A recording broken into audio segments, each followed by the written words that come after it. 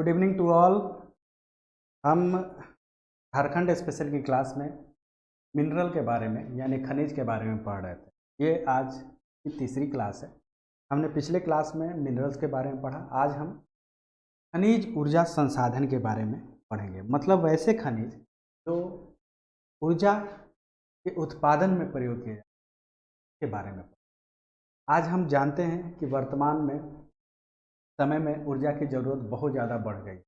Per capita energy की ज़रूरत काफ़ी बढ़ गई है, जैसे कि घरेलू काम में, यातायात, उद्योग के मशीनों को चलाने में बड़े स्तर पे ऊर्जा की ज़रूरत बढ़ती जाए।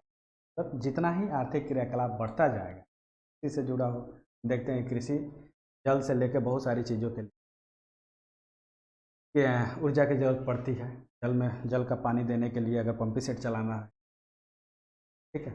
इसी तरीके से अगर परिवहन के साधन का उपयोग करना है, चाहे वो रेल हो, बस हो या प्लेन हो, हर जगह ऊर्जा की ज़रूरत पड़ती है। या मशीनों को चलाने, फैक्ट्रियों में मशीनों को चलाने, संचालन करने के लिए भी ऊर्जा की ज़रूरत पड़ती है। तो आज हम वैसे खनिजों के बारे में बात करेंगे या उसके वैसे खनिजों के बारे में पढ़ेंगे जो हमारी ऊर्जा की ज़रूरतों को पूरा करते हैं, वो भी जो झारखंड में पाए जाते हैं।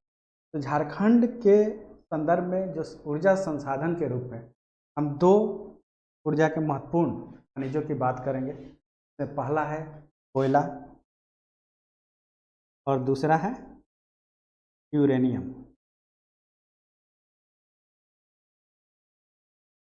ये जो कोयला है ये जीवाश्मीय ईंधन है, मतलब फोसाइल फ्यूल है। यह कैसे बनता है? ये बड़े स्तर पे जीवाश्मों के या पेड़ पौधे के सघन वनों के मलबे के नीचे दब जाने से हजारों लाखों वर्ष में उच्च ताप और दाब के उपस्थिति में प्रक्रिया के दौरान तरह के कोयला का निर्माण होता है। इसलिए इसको जीवाश्मीय ईंधन। और इसकी जो रासायनिक संरचना है उसमें मुख्य रूप से कार्बन और हाइड्रोजन के तत्व क्या है पाए जाते हैं। और दूसरा है यूरेनियम। यूरेनियम में हम क्या देखते हैं? यूरेनियम जो है यह आणविक ऊर्जा के केंद्र है, एटॉमिक एनर्जी के खनिज है और ये भी झारखंड में पाए जाते हैं। तो हम बारी बारी से कोयला और फिर यूरेनियम के बारे में चर्चा करेंगे। एटॉमिक एनर्जी या परमाणुविक ऊर्जा से जुड़े हुए खनिजों के बारे में चर्चा, ठीक है। तो अब हम पहला कोयला के बारे में चर्चा करें। तो कोल भी बोलते हैं, कोल या कोयला, ठीक है। यह सबसे पहली बात, यह जीवाश्मीय ईंधन है। यह तापीय ऊर्जा के साधन है या तापीय ऊर्जा के लिए यह ईंधन के रूप में प्रयोग, तो जला के फिर इससे जो एनर्जी मिलती है का प्रयोग अलग अलग, ठीक है। और हम जानते भी हैं कि इंडिया के ऊर्जा ज़रूरतों का लगभग 60% या उससे ज़्यादा ही तापीय ऊर्जा के रूप में तापीय ऊर्जा का प्रयोग किया जाता है उसकी ज़रूरतों को पूरा करने के लिए। और इसमें सबसे महत्वपूर्ण भूमिका ईंधन के रूप में क्या निभाता है? कोयला निभाता है, ठीक है। तो कोयले का जो निर्माण है अगर हम देखें तो यह मध्य कार्बोनिफेरस एज में, मध्य कार्बोनिफेरस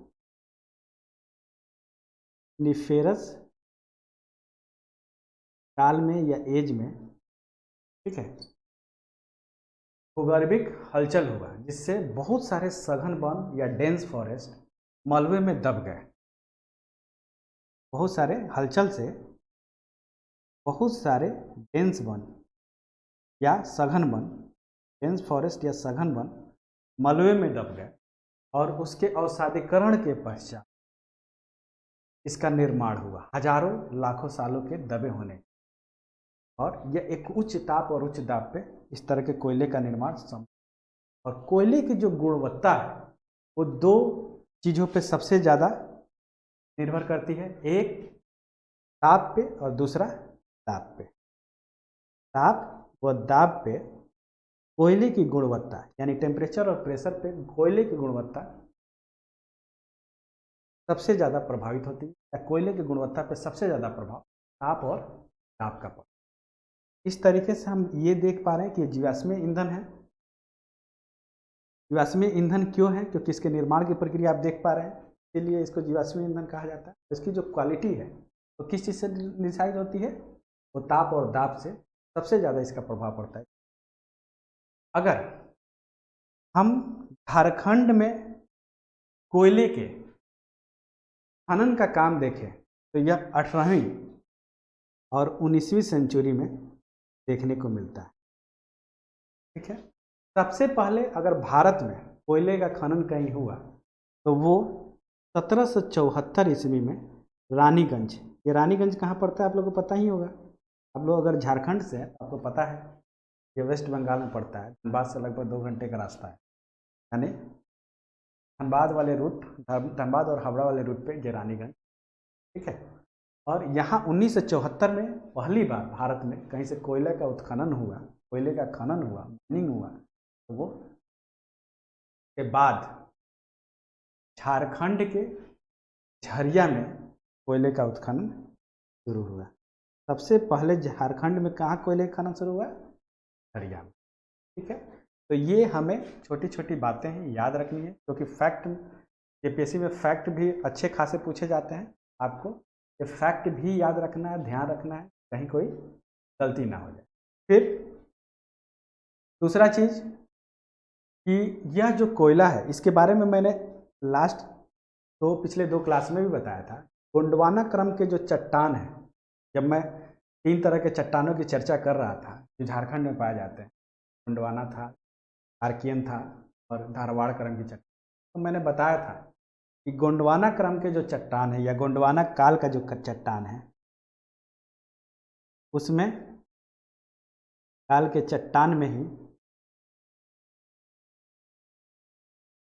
कोयला लगभग 98% कोयला इसी तरह के चट्टान में ही पाया जाता है।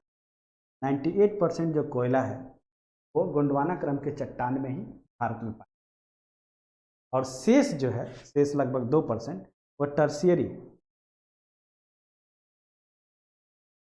काल के चट्टान में पाया जाता है। ठीक है, तो हम ये देख पा रहे हैं झारखंड में भी जो ये कोयला है यह भी गोंडवाना क्रम के चट्टान में ही बड़े स्तर पे पाया जाता है। और दूसरा, और इंडिया में भी गोंडवाना क्रम के चट्टान में ही लगभग 98% कोयला पाया जाता है, और बाकी जो कोयला है वो टर्शियरी काल के चट्टान। अब एक चीज़ और देख लेते हैं कि जो कोयला है वो कोयला सामान्यतः कोकिंग और नॉन कोकिंग कोयले में विभाजित किया जाता है। कोयला जो है वो सामान्यतः कोकिंग और नॉन कोकिंग यानी गैर कोकिंग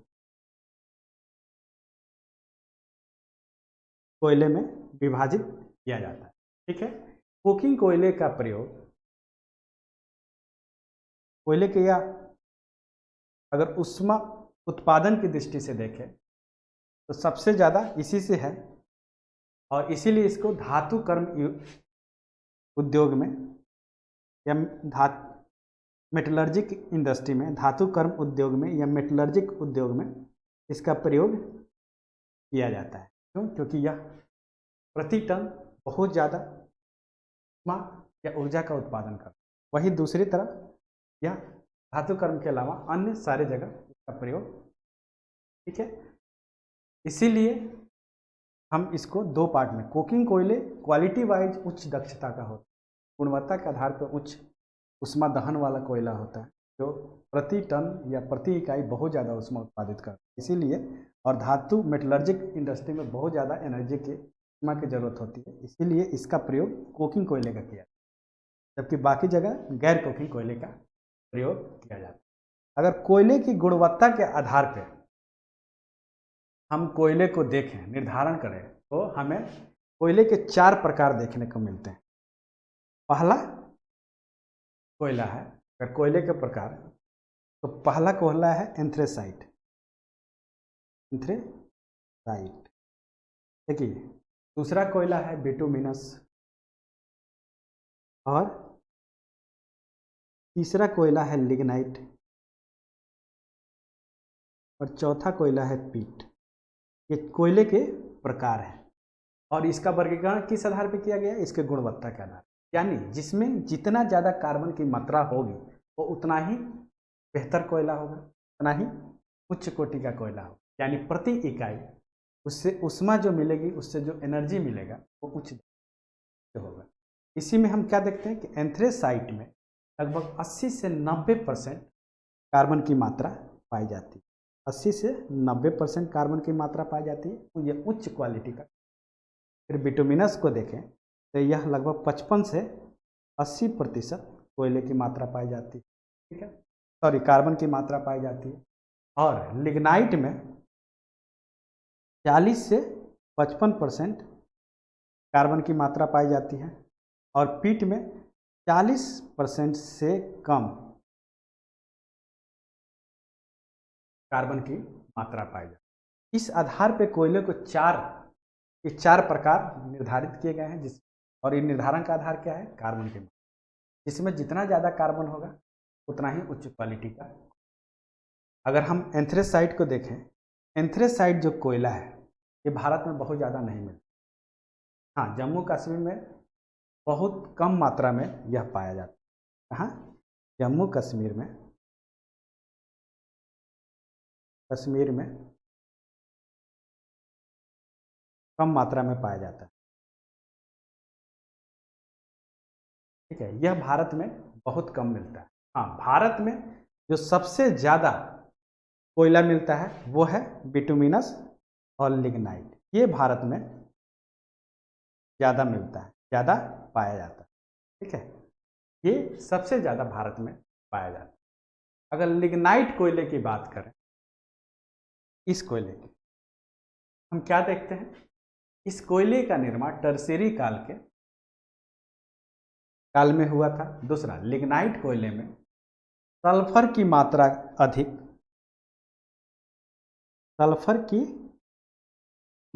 अधिक होती है और कार्बन की मात्रा कम होती है, ठीक है। कार्बन की मात्रा कम, इसमें सल्फर की मात्रा अधिक और कार्बन की मात्रा कम हो जाती है, ठीक है। इसी तरह अगर हम देखें तो सबसे ज़्यादा जो लिग्नाइट वाले राज्य हैं, ये ज्योग्राफी में भी पूछे जाते हैं, आपके झारखंड स्पेशल में भी पूछे जा सकते हैं। इसको याद, या जनरल स्टैटिक जीके के पार्ट में भी पूछा जाता है। आपको इस चीज़ों को याद रखना है क्योंकि ये बार बार पूछा जाता है। हो सकता है झारखंड स्पेशल ना पूछ के जनरल ही पूछ दे, आपको ये सारी चीज़ें याद रखनी, ठीक है। जो लिग्नाइट कोयला है ये सबसे ज़्यादा तमिलनाडु में मिलता है, लगभग 80%, 79.13%, 80% का। दूसरा राजस्थान और तीसरा गुजरात आता है। राजस्थान और ये लगभग 10% मिलता है। तीसरा गुजरात है जहाँ सबसे ज़्यादा लिग्नाइट कोयला, यानी बिटुमिनस और लिग्नाइट कोयला जो है भारत में सबसे ज़्यादा पाया जाता है, ठीक है। तो ये सारी चीज़ें जो हैं फैक्चुअल, वो भी आपको याद रखनी है, कुछ भी भूलना नहीं है, नहीं तो प्रश्न इस पर पूछे जा सकते हैं। इसलिए मैं बार बार जोर दे रहा हूँ। तो प्रश्न पूछे भी गए हैं पुराने एग्जाम्स में, तो इसको इसीलिए मैं जानबूझ के इसको कवर करके चल रहा हूँ, ताकि अगर कई बार क्या होता है झारखंड का एक कोयले से पूछ दे, एक इंडिया लेवल पे एक कंटेक्स्ट में कोयले से पूछ दे सवाल, तो ये ऐसे ही पूछे जा सकते, ठीक है। अगर हम एक चीज़ और देखें कि भंडार के सेंस में, तो लगभग भारत में जो कोयले का कुल खदान या माइंस है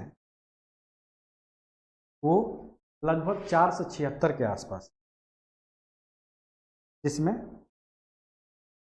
झारखंड में सबसे ज़्यादा खान है या खदान है, लगभग 132 के आसपास है। उसके बाद आता है वेस्ट बंगाल जहाँ 76 है। तो इस तरह से प्रश्न बन सकते हैं कि भारत के स्तर पे सबसे ज़्यादा कोयले के खदान किस राज्य में पाए जाते हैं, तो वो है झारखंड, लगभग 132 कोयले के खदान यहाँ पाए जाते हैं, ठीक है।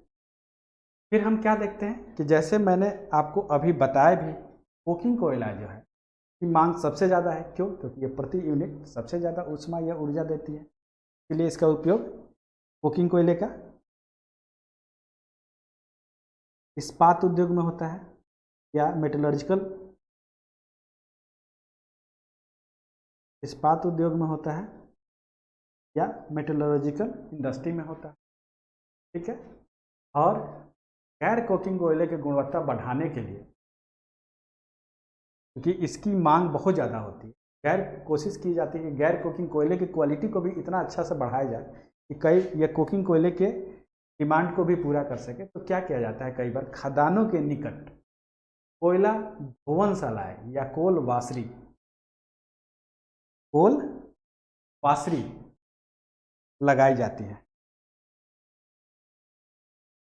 कोयला धोवनशाला या खदानों के निकट लगाई जाती है ताकि कोयले के अशुद्धियों को वहीं धो के बाहर किया जा सके और उच्च क्वालिटी का कोयला बनाया जा सके, ताकि यह कुकिंग कोयले के ज़रूरत को भी पूरा कर सके। ठीक है।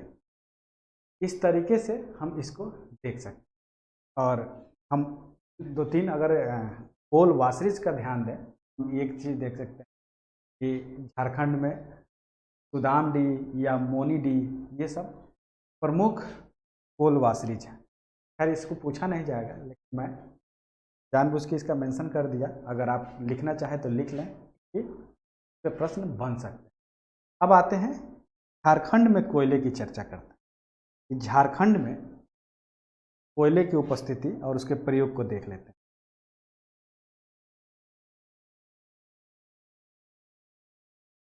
झारखंड में कोयला की बात अगर हम करें, हम क्या देखते हैं, लगभग भारत का 1/3 कोयला यानी 33.4% कोयला झारखंड में पाया जाता है। ठीक है। इसीलिए यह फर्स्ट रैंक या प्रथम स्थान पे है भारत में। भारत के सारे राज्यों में यह प्रथम स्थान के भंडारण को, क्यों? क्योंकि यहाँ पूरे भारत का 1/3 कोयला पाया जाता है। यह लगभग टन के हिसाब से देखें तो लगभग 620.8 करोड़ टन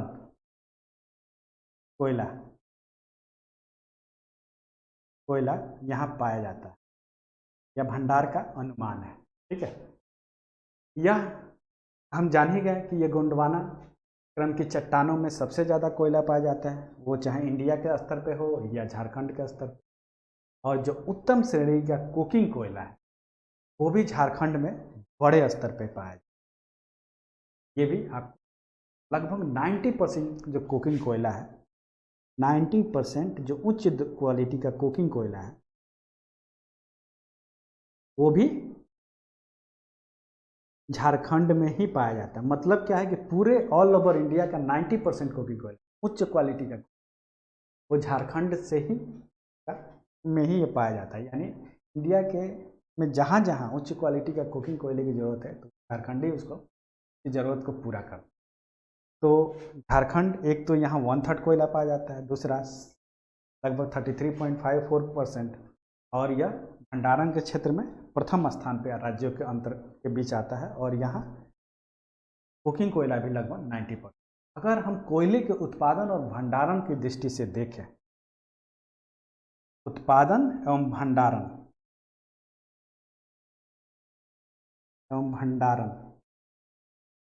झारखंड में उत्पादन एवं भंडारण की दृष्टि से देखें तो हम इसको 5 पार्ट में बांट सकते हैं। 5 पार्ट में पहला पार्ट है दामोदर नदी घाटी कोयला क्षेत्र। दामोदर नदी घाटी कोयला क्षेत्र, इसमें सबसे महत्वपूर्ण जो क्षेत्र आता है वो है झरिया, दूसरा है बोकारो और तीसरा है रामगढ़। झरिया, बोकारो एवं रामगढ़, ये 3 क्षेत्र हैं दामोदर नदी घाटी कोयला क्षेत्र के अंतर्गत, जहाँ बड़े स्तर पे कोयले का भंडारण भी है और उत्पादन भी होता है। यह झारखंड के सबसे उच्च भंडारण और उत्पादन वाला कोयला। ठीक है। झारखंड क्षेत्र में लगभग झारखंड के लगभग ये झरिया में हम क्या देखते हैं कि 39 किलोमीटर लंबा और 19 किलोमीटर चौड़ा एक पट्टी पाई जाती है जहाँ कोयले के भंडार हैं, ठीक है। और यहाँ उच्च कोटि का कोकिंग कोयला मिलता है। लगभग 39 किलोमीटर लंबा यह एक पट्टी है और लगभग 19 किलोमीटर चौड़ी एक पट्टी है, यही जहाँ कोयले के भंडार मिलते हैं। और यह कोकिंग कोयला है, यानी उच्च कोटि का कोयले का उत्पादन यहाँ, ठीक है। यह उच्च कोटि का जो कोयला है के लगभग 20 परतें देखिए। कोयले हमने आपको ये भी बताया है, ये अवसादीकरण से इसका निर्माण, मतलब एक के ऊपर एक, एक के ऊपर एक, एक के ऊपर एक सघन बंध है वो दबते चले गए लंबे हजारों करोड़ों वर्ष के। इस अवसादीकरण के दौरान जहाँ उच्च ताप और दाब था, कोयले का निर्माण हुआ। जब एक के बाद एक लेयर में जब दबते चले गए तो ये कोयले का निर्माण भी लेयर में ही हुआ। ये कई परतों में यह कोयला पाया जाता है। तो यहाँ लगभग 20 परतें हैं झरिया में, जहाँ कोयला, ये इस पट्टी में कोयला लगभग 20 परतों में पाया जाता है और लगभग धरती से 1000 करें 1 किलोमीटर के नीचे ही यह पाया जाता है, ठीक है।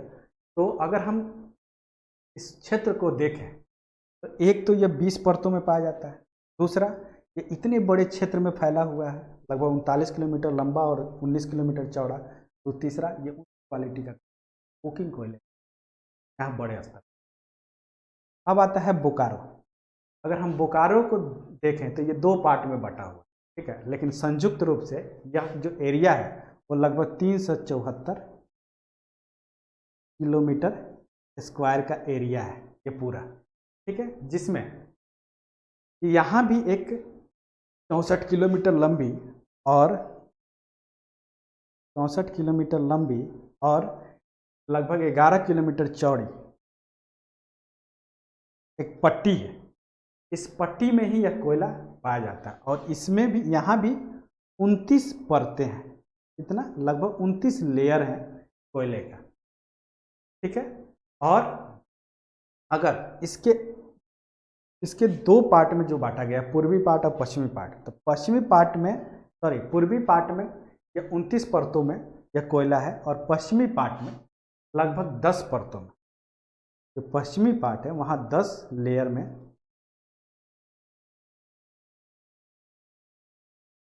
10 लेयर में यह कोयला पाया जाता है, ठीक है। तो इस तरीके से हम देख रहे हैं कि जो झरिया का इलाका है, जो बोकारो का इलाका है, यहाँ लंबी चौड़ी पट्टी पाई जाती है। यहाँ अलग अलग कई लेयर में ये कोयले पाए जाते हैं और ये सब उच्च, ठीक है। अब जो इसमें महत्वपूर्ण बात है, जैसे इस क्षेत्र का जो उत्तरी कर्णपुरा वाला इलाका है यह ज़्यादा महत्वपूर्ण हो जाता है और यहाँ से यह बड़े स्तर पे कोयले का भंडार, ठीक है, यह लगभग 58 करोड़ टन कोयले का भंडार यहाँ मिलता है, जो कि नहीं पूछा जाएगा, फिर भी मैंने आपको बता दिया। अब आते हैं रामगढ़। अगर रामगढ़ की बात करें, ये पूरा जो क्षेत्र है वो लगभग 98 किलोमीटर स्क्वायर का है, जहाँ कोयला पाया जाता है, ठीक है। और यहाँ भी 20 लेयर में कोयला पाया जाता है। हमने बता दिया कि लेयर क्यों मिलता है। कोयले के लेयर में, कोयले के जो परतें हैं वो लेयर में क्यों होती है, इसकी चर्चा हमने कर दी, ठीक है। तो ये सारी छोटी छोटी चीज़ें भी आपको ध्यान रखनी है, इससे आपका काम काफ़ी आसान हो जाता है, ठीक है। तो एक चीज़ और है, इसके ऊपरी लेयर में उच्च क्वालिटी का कोयला मिलता है और नीचे जैसे जैसे नीचे जाएंगे, इसमें ऊपर से जब नीचे जाएंगे तो ऊपर में उच्च क्वालिटी का, उच्च गुणवत्ता का और नीचे में निम्न गुणवत्ता का कोयला मिलता है। तो रामगढ़ का जो इलाका है इसमें हम क्या देख रहे हैं कि ये लगभग 98 किलोमीटर स्क्वायर का इलाका है, जहाँ 20 लेयर में कोयला मिलता है और यह कोयला लगभग क्वालिटी वाइज देखें तो उच्च गुणवत्ता का जो कोयला है वो ऊपर की तरफ, जैसे जैसे नीचे जाएंगे निम्न क्वालिटी का। यहाँ जो एक अनुमान है वो यह अनुमान है कि यहाँ लगभग 105 करोड़ टन 105 करोड़ टन कोयले का भंडार, अगर हम पूरे इन तीनों बड़े क्षेत्रों को मिला लें तो पूरे दामोदर नदी घाटी का जो क्षेत्र है वो लगभग 3866 किलोमीटर स्क्वायर का जो एरिया है वो कोयले का विपुल भंडार का एरिया, जहाँ कोयला बड़े स्तर पर मिलता है, जहाँ झरिया, बोकारो, रामगढ़ जैसे क्षेत्र को अगर मिला लें बड़े बड़े, यह लगभग 3866 किलोमीटर का एरिया पूरा बन जाता है। ठीक है, आपको ये सारी चीज़ें याद रखनी है, ये सवाल पूछे जाते हैं। अब जो अगला क्षेत्र है, जैसे मैंने 5 क्षेत्रों की बात की है उत्पादन और भंडारण में, तो ये तो पहला क्षेत्र था। दूसरा जो क्षेत्र है वो कौन सा है? दूसरा बराकर नदी कोयला बेसिन क्षेत्र।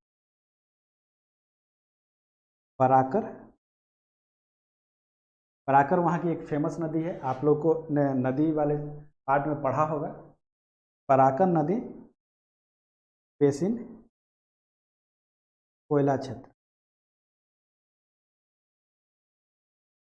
यह बराकर नदी कोयला क्षेत्र के भी अगर पार्ट को देखें में हम क्या देखते हैं कि हजारीबाग आता है, गिरिडीह आता है, टोप आता है, हजारीबाग, गिरिडीह और टोप का क्षेत्र, इसमें आता है बराकर नदी बेसिन कोयला क्षेत्र। ठीक है, और यह जो क्षेत्र है यह झारखंड के, मैंने जैसे बताया कि अगर पूरे उत्पादन और भंडारण की दृष्टि से देखें तो 5 पार्ट में बांट सकते हैं। यह बराकर नदी क्षेत्र का जो पार्ट है यह दूसरा पार्ट है, जिसमें हम क्या देखते हैं, हजारीबाग और गिरिडीह का जो डिस्ट्रिक्ट है यहाँ भी कोयला पाया जाता है, इस जिले में भी कोयला पाया जाता है। जिसमें गिरिडीह का अगर क्षेत्र देखें इसका, तो लगभग 40 करोड़ टन कोयले का भंडार का अनुमान है। 40 करोड़ टन कोयले के भंडार का अनुमान है। यह उच्च श्रेणी का कोयला, उच्च श्रेणी का कोयला है। मैंने एक चीज़ आपको बताई है कि इंडिया के 98% कोकिंग कोयले का डिमांड या उत्पादन कहाँ से होता है? झारखंड से होता है। तो ये सब उच्च श्रेणी के कोयले हैं। हजारीबाग में भी देखें तो लगभग 50 करोड़ टन कोयले का भंडार है, और यह लगभग 20 परतों में या 20 लेयर में पाया जाता है। आपको ये सारी चीज़ें याद रखनी है, भूलनी कुछ भी नहीं है। हाँ, प्रश्न जो पूछे जाएंगे इस पे वो कुछ भी पूछे जा सकते हैं, कि ये भी पूछा, सीधे सीधे पूछा जा सकता है कि भाई 5 जो कोयला उत्पादन और भंडारण के दृष्टिकोण से जो 5 क्षेत्र बांटे गए हैं वो कौन कौन से है? तो दामोदर नदी घाटी कोयला क्षेत्र, बराकर नदी घाटी नदी बेसिन कोयला क्षेत्र। अब तीसरा कौन सा है? तीसरा है अजय नदी बेसिन कोयला क्षेत्र। अजय नदी बेसिन कोयला क्षेत्र। यह अजय नदी बेसिन जो कोयला क्षेत्र है में अगर क्षेत्रों की बात करें, में जयंती आता है, सहजोरी आता है, करैया आता है,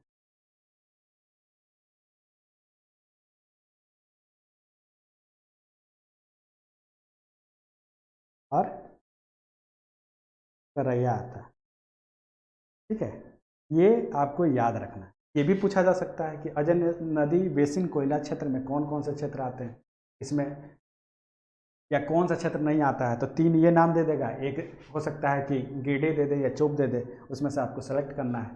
तो इस तरीके से भी सवाल पूछे जा सकते हैं, तो इसलिए भी इस तरीके से आपको चीज़ों को याद रखना है। ठीक है, आपको इसको भूलना किसी भी हालत में नहीं है। अगर अजय बेसिन क्षेत्र में देखें तो यहाँ क्रमबद्ध रूप से कोयला नहीं मिलता है, क्रमबद्ध रूप से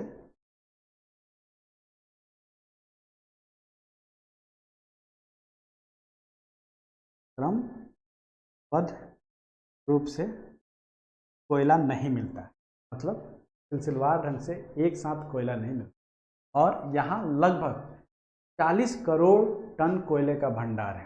कितना? लगभग 40 करोड़ टन कोयले का भंडार है पूरा अजय बेसिन, ठीक है। और यहाँ अलग अलग क्षेत्र में अलग अलग तरह के परतें पाई जाती है। कहीं 2 परत पाई जाती है,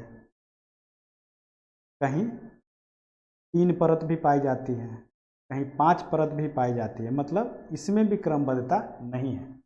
तो ये सारी चीज़ें, और यहाँ जो कोयला भी मिलता है वो साधारण श्रेणी का कोयला, साधारण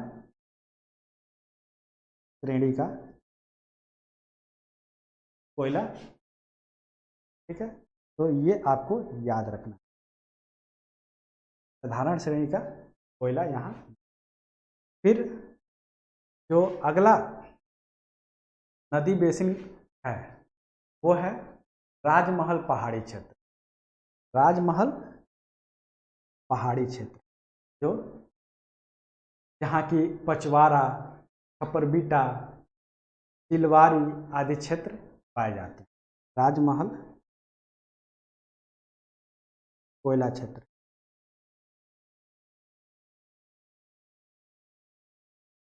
यहाँ पे कौन कौन से क्षेत्र मिलते हैं? यहाँ पे पचवारा, खपरबिट्टा,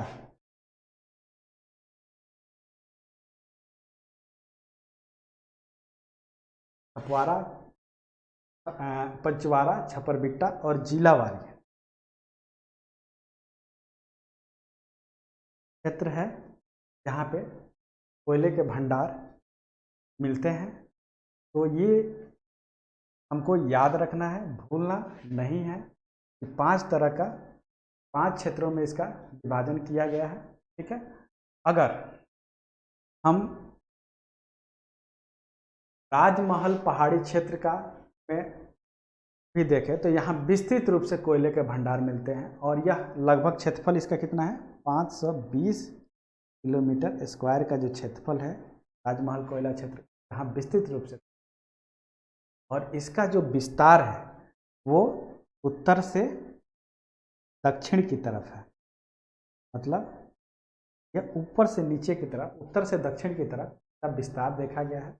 और यहाँ अधिकतम जो लेयर पाया जाता है कोयले का वो 13 है, 13 लेयर में कोयला पाया जाता है, वो भी खपरबिट्टा में 13 लेयर में कोयला यहाँ पाया जाता है, ठीक है। तो इस तरीके से इसको याद रखना है कि जो मैक्सिमम लेयर है वो है। इसके अलावा भी जैसे 3 लेयर में भी, 5 लेयर में कोयला पाया जाता है, लेकिन राजमहल कोयला क्षेत्र में भी बड़े स्तर पे कोयला मिलता है, और यह कई लेयर में मिलता है। मैक्सिमम देखें तो एक ही तरह का, जैसे हम उसमें देख रहे थे दामोदर घाटी में या पराकर में, तो वहाँ जो कोयले का लेयर था उसमें समानता थी, क्रमबद्धता थी, लेकिन यहाँ ऐसा नहीं है। यहाँ मैक्सिमम 13 लेयर से लेकर 2, 3, 5 लेयर तक का भी मिलता है, ठीक है। अब जो 5वां क्षेत्र है जो कोयले से के उत्पादन और भंडारण से जुड़ा हुआ है वो है उत्तरी कोयल बेसिन क्षेत्र। उत्तरी कोयल बेसिन क्षेत्र, जहाँ उत्पादन भी होता है और भंडारण भी। इसमें जो खास तौर से जो क्षेत्र है वो डाल्टेनगंज है और अमानत नदी की घाटी है।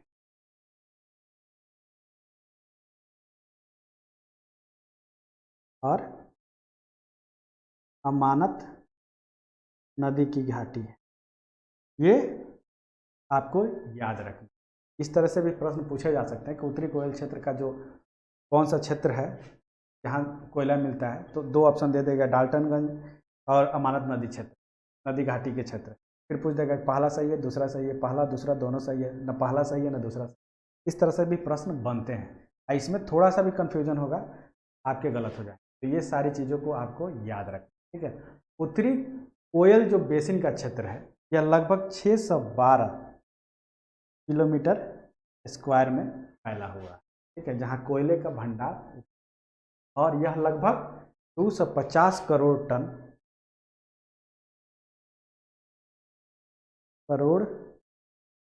टन कोयला का अनुमान यहाँ लगाया जाता है।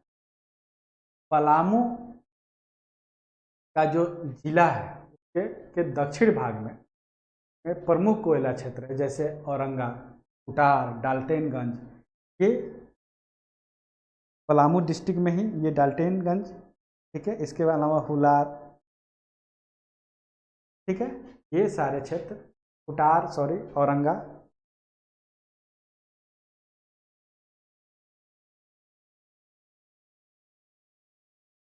कुटार, औरंगा, ये जो है ये पलामू डिस्ट्रिक्ट में जहाँ कोयले के भंडार मिलते हैं। लेकिन पूरा उत्तर कोयला बेसिन का जो क्षेत्र है वहाँ लगभग 6 से 12 किलोमीटर का एरिया है, स्क्वायर किलोमीटर का एरिया है, जहाँ यह डाल्टेनगंज, अमानत नदी घाटी का जो क्षेत्र है, ठीक है।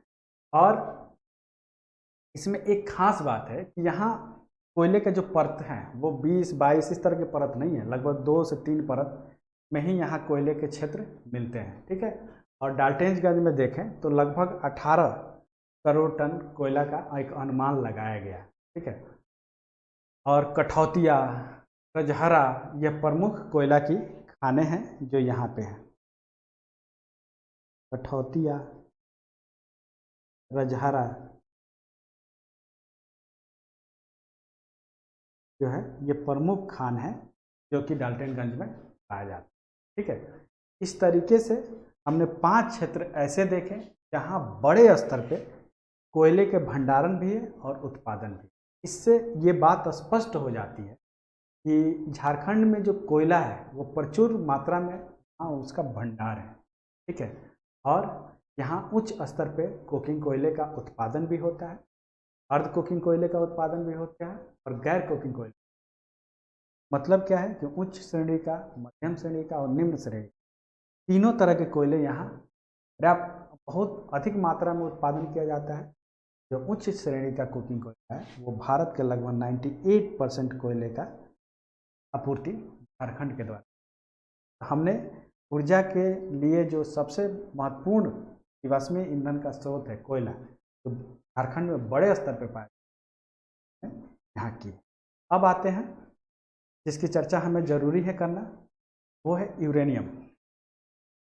यूरेनियम जो है वो आणविक खनिज है, मॉलिक्यूलर मिनरल्स है। यूरेनियम या आणविक खनिज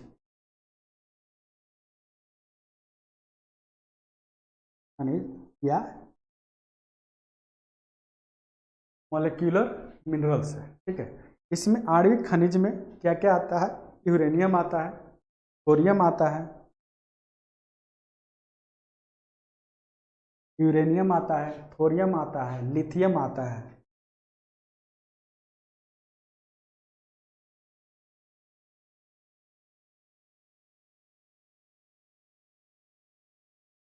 लिथियम आता है, इल्मेनाइट आता है, मोनाजाइट आता है,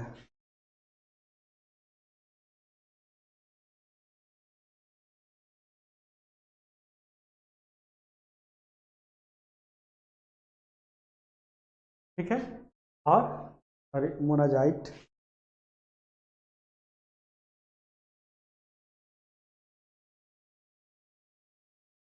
मोनाजाइट आता है, बेरिलियम भी आता है।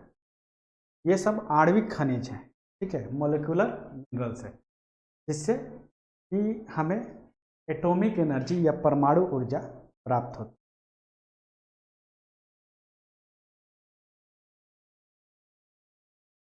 एनर्जी या परमाणु ऊर्जा प्राप्त होती है, ठीक है। यूरेनियम के अलावा जो आणविक खनिज है, जो मॉलिक्यूलर मिनरल्स है, वो समुद्री बालू से भी प्राप्त किए जाते हैं। अब बारी बारी से हम चर्चा करते हैं कौन सी चीज़ें कहाँ पे झारखंड में, क्योंकि हम झारखंड स्पेशल पढ़ रहे हैं तो हमें झारखंड के हिसाब से इन चीज़ों को, ठीक है। अगर हम यूरेनियम की बात करें तो यह आणविक खनिज होने के साथ साथ यूरेनियम की बात करें तो यह आणविक खनिज होने के साथ साथ ऊर्जा का संसाधन, ठीक है। दूसरा, यह कहाँ पे मिलता है झारखंड में? तो यह झारखंड के सी भूमि में मिलता है। झारखंड में सी भूमि में एक जगह है जादूगौड़ा, दूसरा है भाटिन और तीसरा है नाखा पहाड़। इन क्षेत्रों में यूरेनियम के निक्षेप पाए जाते हैं। जादूगौड़ा, ठीक है, दूसरा है भाटिन और तीसरा है नाखा पहाड़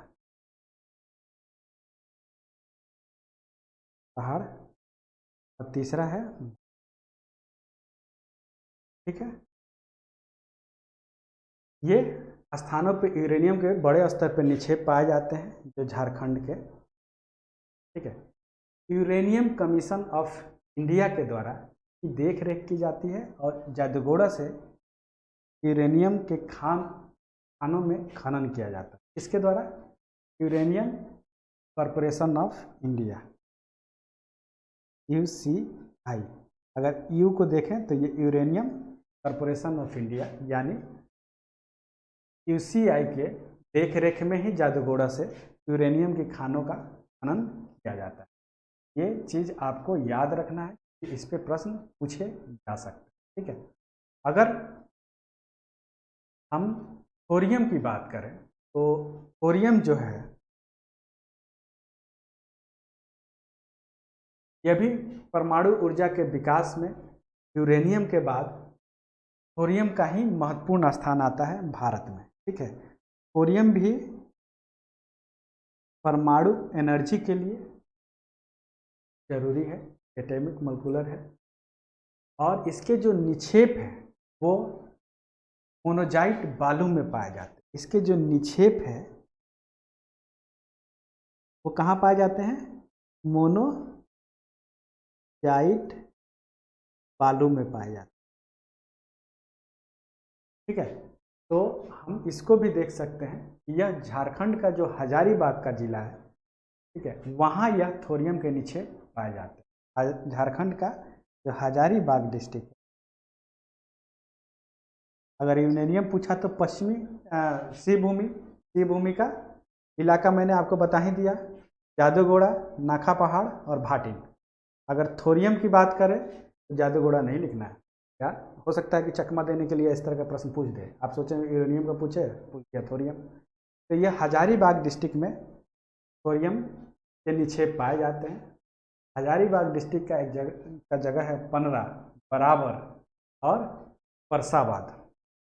पनरा, बराबर और परसाबाद,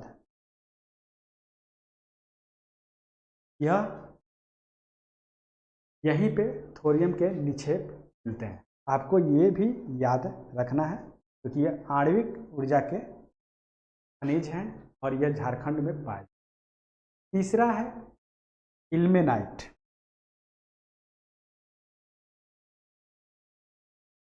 ये जो इल्मेनाइट है ये भी हजारीबाग में ही मिलता है। इल्मेनाइट हजारीबाग में ही मिलता है और यह अंदाज़ा एक लगाया गया है कि लगभग 7.4 लाख टन इल्मेनाइट जो है वो यहाँ पे पाया जाता है या यहाँ पे भंडार है, ठीक है।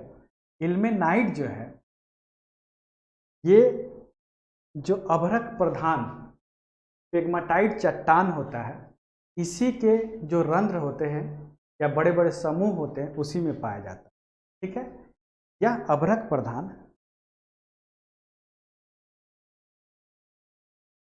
ये अभ्रक प्रधान जो पेग्माटाइट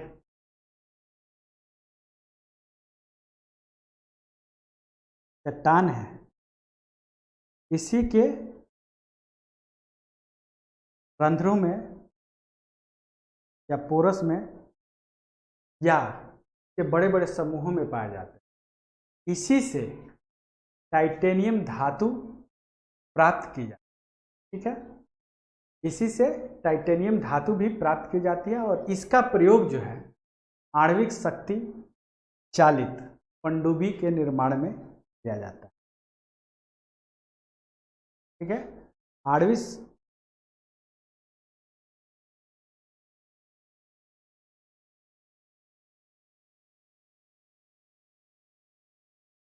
आणविक शक्ति चालित मतलब एटॉमिक पावर से चलने वाले पनडुब्बी के निर्माण में इसका प्रयोग किया जाता है। इसी से जो टाइटेनियम धातु की प्राप्ति इससे से टाइटेनियम धातु की प्राप्ति भी होती है। इल्मेनाइट कितना महत्वपूर्ण है आप समझ ही गए। ये अभ्रक प्रदान पेग्मेटाइट चट्टानों के रंध्रों में या छोटे बड़े बड़े समूहों में यह पाया जाता है। इसी से टाइटेनियम मिलता है, टाइटेनियम नाम का धातु मिलता है जो बहुत जगह इसका प्रयोग किया जाता है, स्तर पर इसका प्रयोग किया जाता है। दूसरा कि इससे क्या है कि आणविक शक्ति वाले चालक यानी एटॉमिक पावर से चलने वाले पनडुब्बियों का निर्माण भी किया जाता है। ठीक है, और झारखंड का जो रांची जिला है वो मोनोजाइट के लिए तथा कोडरमा और हजारीबाग क्षेत्र में बेरिलियम के भंडार यानी मोनोजाइट जो है ये भी आणविक खनिज है, यह रांची में पाया जाता है। और जो बेरिलियम होता है ये भी आणविक खनिज है यानी एटॉमिक एनर्जी।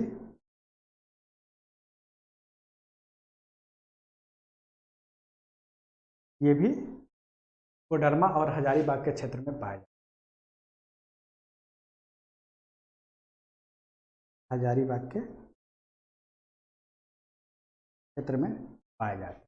ठीक है, मोनोजाइट तथा बेरिलियम का प्रयोग जो होता है, इन दोनों का जो प्रयोग होता है कहाँ कहाँ होता है, या जैसे फ्लोरोसेंट लाइट में इसका प्रयोग किया जाता है, फ्लोरोसेंट बल्ब में इसका प्रयोग किया जाता है, विस्फोटक में प्रयोग किया जाता है, साइक्लोट्रॉन में इसका प्रयोग किया जाता है।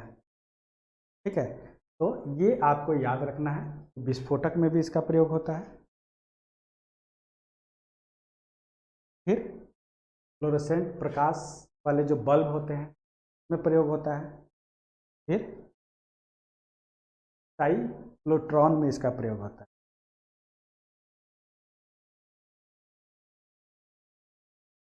तो ये हमें याद रखना है कि कहाँ कहाँ इसका प्रयोग होता है। और इस तरीके से हम क्या देख रहे हैं कि झारखंड में बड़े स्तर पे खनिजों के भंडार हैं। हमने लौह खनिज भी देखे और लौह खनिज देखे, धात्विक खनिजों के अंतर्गत धात्विक खनिज में बहुत सारे खनिज देखे। फिर हमने आणविक ईंधन से जुड़े हुए खनिज देखे, मिनरल देखे, हमने कोयला देखा। फिर हमने आणविक खनिज के अंतर्गत और भी बहुत सारे खनिज देखे जो मोलिकुलर मिनरल्स थे, जिसमें यूरेनियम था, थोरियम था, लिथियम था, इल्मेनाइट था, मोनोजाइट था, बेरिलियम था। हमने ये भी देखा कि झारखंड में ये कहाँ कहाँ पाए जाते हैं। ठीक है, इस तरीके से हम ये देख पा रहे हैं कि पूरे झारखंड में बहुत तरह के खनिज मिलते हैं, पर्याप्त मात्रा में, बड़ी मात्रा में मिलते हैं। कोयले की बात करें हम देख ही रहे हैं कि बड़े स्तर पे मिलते हैं। लोहे की बात करें तो भी हम देख रहे हैं कि जो धारवाड़करन की चट्टान है उसमें बड़े स्तर पे चीज़ें मिल रही हैं। तो ये सारी जो खनिज है ये बहुत ही महत्वपूर्ण है उद्योगों के लिए भी, डेली लाइफ के लिए भी, और अर्थव्यवस्था के विकास के लिए भी, और जीविकोपार्जन के लिए। क्यों? क्योंकि इंडस्ट्री बड़े स्तर पे खनिज मिलेंगे तो उसके लिए इंडस्ट्री इस्टेब्लिश करनी होगी। ये जो इंडस्ट्री इस्टेब्लिश ये बड़े लेवल पर रोजगार देगा, और रोजगार जो है वो पर कैपिटा इनकम को बढ़ावा देगा, जिससे कि राज्य की स्थिति, राज्य संपन्नता की स्थिति बेहतर होगी। इस तरीके से हम क्या देख रहे हैं, ये डेली लाइफ की जितनी भी जरूरी चीज़ें हैं या इस तरह की चीज़ें हैं, इसमें हम देख पा रहे हैं कि खनिजों के मामले में झारखंड बहुत ही संपन्न है, बहुत ही रिच है। इसके प्रत्येक क्षेत्र में हम खनिज देख रहे हैं। अगर हम उत्तर से दक्षिण की तरफ देखें या दक्षिण से उत्तर की तरफ देखें तो भी हम देख ले रहे हैं कि कितनी बड़ी संख्या में हर जिले में अलग अलग तरह के खनिज पाए जा रहे हैं। तो इस आधार पे हम कह सकते हैं कि पूरा राज्य जो है खनिज संपन्न है। और जैसा कि हमने शुरू में बताया था कि पूरे 40% लगभग खनिजों का भंडारण या उत्पादन झारखंड से जुड़ा हुआ है। तो इस तरीके से चूँकि यह बहुत रिच स्टेट है, इससे प्रश्न बनना लाजमी है और इस पर प्रश्न बनेंगे और इसमें ज़्यादातर प्रश्न फैक्चुअल बनते हैं। आपको ये सारे टॉपिक धीरे धीरे धीरे धीरे याद रखने हैं और इसको याद करने का तरीका यही है कि एक बार ये रटे नहीं जा सकते, याद नहीं हो सकते। आपको रोज़ थोड़ा थोड़ा थोड़ा थोड़ा पढ़िए या उसको बार बार 5 मिनट 10 मिनट दे के रिवाइज करते रहिए। देखिए बार बार रिवाइज करिएगा तो बहुत ज़्यादा टाइम नहीं लगता। एक बार 2 बार अगर सही से आप याद कर लिए, सही से चीज़ें आपके दिमाग में सेट कर गए, आपको रिवाइज करने में 5 से 10 मिनट लगता है। आप रोज़ इसको एक बार 5 से 10 मिनट देख के रिवाइज करते जाएंगे तो आपको दिखेगा एक सप्ताह के अंदर ये सारे फैक्ट आपके दिमाग में सेट। फिर जैसे आप एग्जाम में ऑप्शन देखिएगा आपको चीज़ें, तो आपको इसको ऐसे ही याद करना, ठीक है। जहाँ कंसेप्ट की ज़रूरत थी मैंने कंसेप्ट आपको बताया है। फिर जो फैक्ट, इस पर ज़्यादातर फैक्ट पे ही सवाल बनते हैं, इसलिए जानबूझ के मुझे फैक्ट बहुत सारे बताने पड़े कि आपके प्रश्न से ज़रूर आए, ठीक है। तो आज की क्लास हम यहीं समाप्त करते हैं। आपका मिनरल वाला जो चैप्टर है वो पूरी तरह से ख़त्म हो गया। अब अगले चैप्टर में हम इंडस्ट्री को देखेंगे। इससे जुड़े हुए कोई भी प्रश्न हो या कंसेप्ट से जुड़ा हुआ या फैक्ट से जुड़ा हुआ, आप ज़रूर पूछें, कमेंट करें या ग्रुप में पूछ लें। व्हाट्सएप ग्रुप भी है हमारा, वहाँ से भी पूछ सकते हैं। मैं इसका जवाब अगले क्लास में जरूर, ठीक है। आज की क्लास हम यहीं ख़त्म करते हैं। Thank you so much.